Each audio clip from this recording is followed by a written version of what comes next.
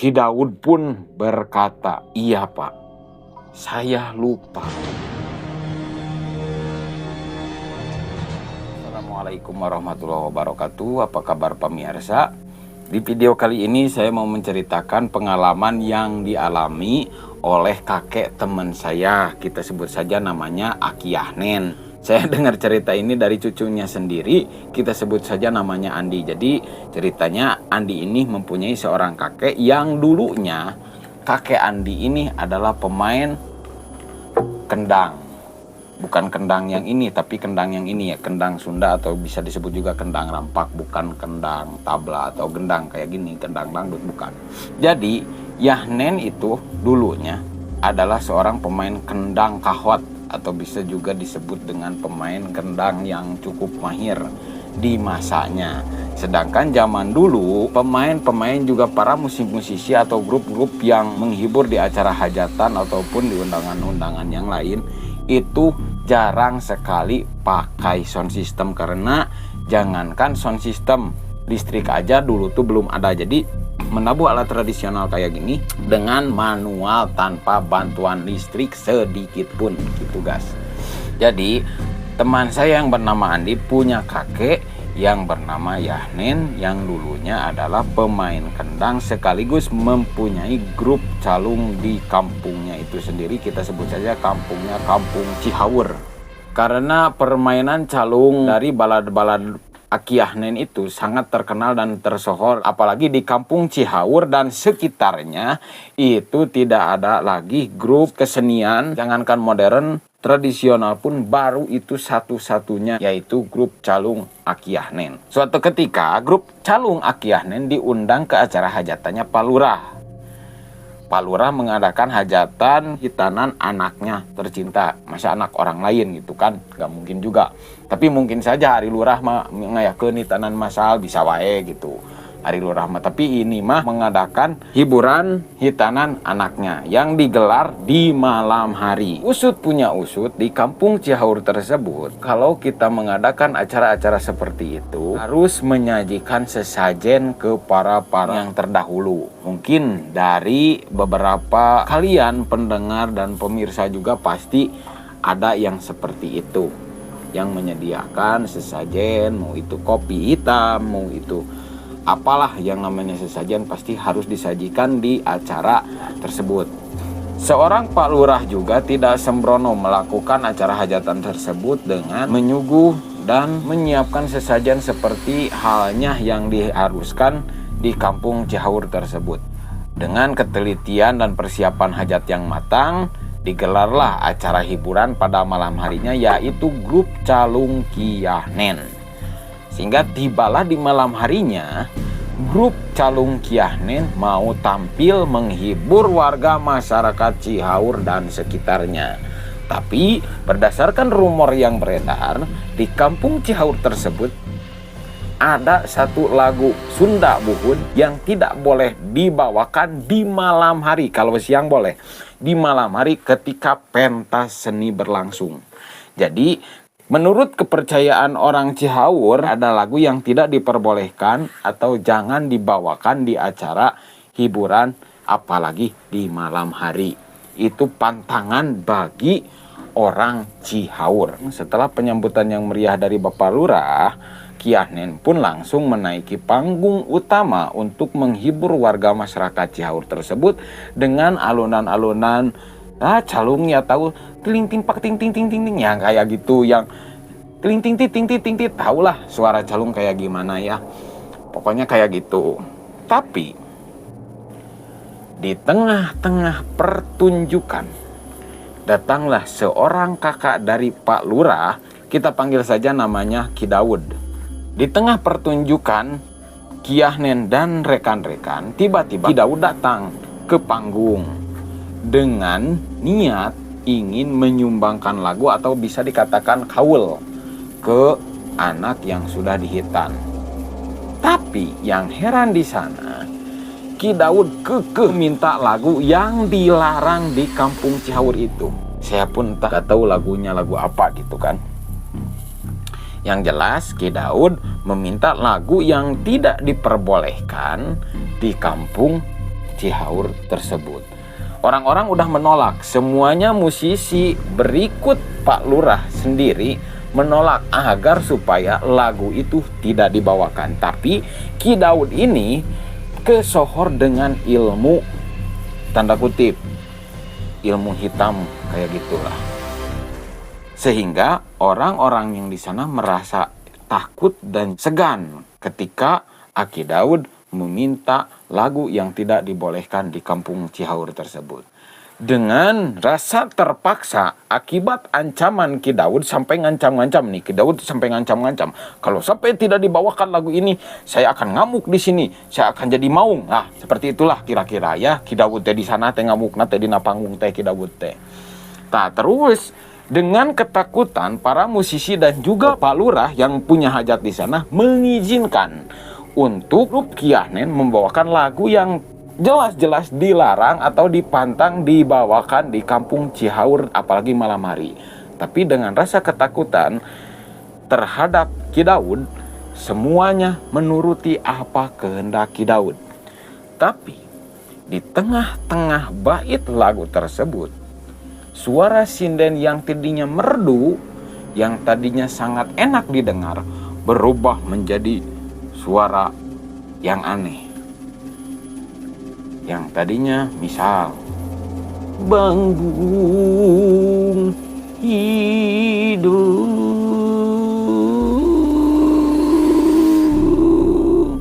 di tengah-tengah bait entah lirik yang mana yang apa gitu, karena lagunya juga tidak disebutkan di sini, pokoknya lagunya juga dilarang gitu kan. Suara sinden tersebut jadi berubah. Dan kalian tahu, setelah saya membawakan lagu tersebut barusan, asal kalian tahu, malu, guys, saya teh di sini teh malu mawakan lagu eta bieu teh. Udah suaranya silung, gak jelas lagi ya. Udah lupakan aja suara saya yang itu. Semua musisi dan juga semua penonton mendengar suara sinden yang menjadi aneh, semua terkejut dan menjadi keheran-heranan. Ada juga yang bilang dari salah satu musisi di calungnya Kiahnen yang mengatakan seperti ini. Cek aing oge kalau bahasa Sundanya. Artinya kayak gini. Kata gua juga apa? Jangan dibawain, jangan dibawain. No, kelihatan suara sinden jadi beda. Tapi semua yang di sana tidak menghiraukan akan kejadian itu, malah diterusin menabuh gendang, menabuh calung dan sebagainya. Malah Ki Daud yang meminta lagu tersebut dengan raut muka yang begitu kelihatan senang sekali, sangat menikmati suara sinden yang jelas-jelas itu menakutkan bagi semua yang mendengarkan di sana. Tapi beda lagi dengan Ki Daud yang mendengarkan suara sinden itu malah jadi keenakan. Jogetnya tuh malah makin wah, kok nama pedung bangplak gitu lah. Setelah kejadian sinden berubah suara, tiba-tiba di tengah pertunjukan seorang Kiahnen, tokoh utama dari cerita ini, dia melakukan hal yang di luar nalar. Ketika semua lagi enak-enak menikmati lagu, padahal para musisi dan penonton yang lain tidak enak. Di tengah ketakutan itu datanglah hal yang di luar nalar kita, mustahil itu bisa dilakukan. Kiahnen memakan gendang. Kendang yang ditabuh oleh Kiahnen habis, perlahan-lahan dicabut. Ini tali kendang, itu kan aslinya ini dari kulit. Tali kayak gini itu dari kulit. Yang berupa kulit di kendang ini semua dimakan sama Kiahnen. Mulai dari tali, mulai dari cincin, apalagi kulitnya yang ini. Yang ada suaranya ini. Di tengah semua ketakutan, melihat kelakuan Kiahnen yang aneh, super aneh, memakan mulai dari sini, digigit di sini nih. Digigit, terus semuanya dipapai, sampai ke kulanternya juga udah mau hampir habis yang berupa kulitnya itu. Tapi Ki Daud yang melihat kejadian itu bukannya takut atau menyadarkan Kiahnen, malah makin tertawa terbahak-bahak, guys. Terus bagaimana dengan musisi yang lain? Penabuh calung dan para musisi yang lain. Semuanya nampak keenakan aja. Setelah Kiahnen memakan kendang, musisi yang lain malah yang tadinya terlihat keheran-heranan, sekarang mereka malah makin asik menabuh calung yang dipegangnya masing-masing. Terus bagaimana dengan penonton? Penonton sekaligus istri dari Kiahnen sebenarnya itu menyaksikan apa yang terjadi di atas panggung. Tapi anehnya penonton yang melihat kejadian itu tidak ada seorang pun yang berani maju, apalagi berani memberhentikan, apalagi berani menolong kepada orang yang bisa dikatakan kerasukan seperti Kiahnen itu. Ada satu orang kerabat dari Kiahnen yang mau memberhentikan kejadian itu, tapi badannya seolah-olah ada yang menghalangi. Tidak bisa melangkah lebih jauh. Jangankan melangkah lebih jauh, melangkah satu langkah pun mereka tidak bisa. Hanya berdiam diri di tempat dan menyaksikan kejadian itu bersama-sama. Dalam hati mereka yang menonton, dug-dug ser di dalam hati itu campur aduk. Bercampur dengan rasa takut, heran. Sebagian besar merasakan ketakutan, tapi mereka tidak bisa pergi dari sana. Hanya bisa menyaksikan kejadian tersebut. Bagaimana dengan Pak Lurah yang punya hajat? Sama. Semua yang menonton di sana, termasuk Pak Lurah, tidak bisa berkutik, hanya bisa berdiam diri. Terus bagaimana dengan Ki Daud? Terus saja, sepanjang sinden bernyanyi dengan suara aneh, sepanjang Kiahnen memakan kendang sampai habis digerogoti, sampai ke kayu-kayunya, Ki Daud joget, joget, joget, dan joget. Sehingga waktu menunjukkan 3:30 subuh. Itu kejadiannya berlangsung lama dan semuanya juga menyaksikan kejadian itu. Tiba-tiba suara ayam jantan berbunyi dengan bunyi yang khas kukuruyuk. Seketika itu, setelah ayam jago berbunyi dan juga suara pentungan yang terdengar dari kampung sebelah, seketika itu juga semua kembali normal. Ki Daud yang tadinya joget berdiam diri menyaksikan kejadian yang baru saja sudah terjadi. Begitupun dengan Kiahnen, dengan wajah yang berlumuran darah, habis memakan tali-tali dari kendang, apalagi kayu-kayu dari kendang, Kiahnen mulai merasakan mual.